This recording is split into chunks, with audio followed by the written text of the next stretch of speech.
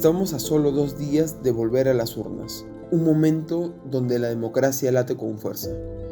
Pero hoy en Retroperú queremos hacer una pausa necesaria, porque para valorar nuestro voto hay que recordar el día en que intentaron arrebatárnoslo por primera vez.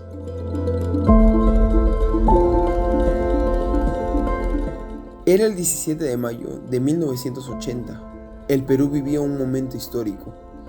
Después de 12 años de dictadura militar, finalmente íbamos a elegir a un presidente civil. La ilusión estaba en el aire, especialmente en los pueblos más alejados de los Andes. Pero en un pequeño distrito de Ayacucho llamado Chuchi, la historia tomó un rumbo oscuro. Mientras el pueblo dormía, 5 encapuchados irrumpieron en el local municipal. No buscaban dinero, buscaban silencio.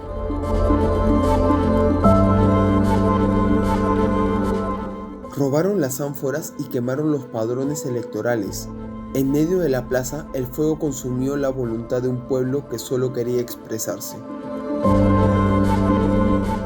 En Lima, las autoridades llamaron a este hecho un incidente menor, de exaltados.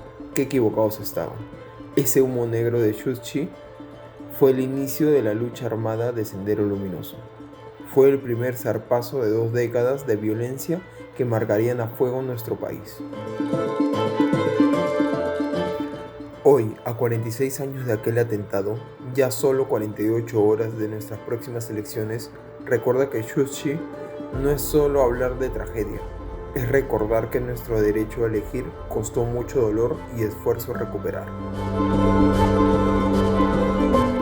Este domingo, cuando tengas el papel frente a ti, recuerda que ese voto es tu voz y que nadie debe volver a silenciarnos.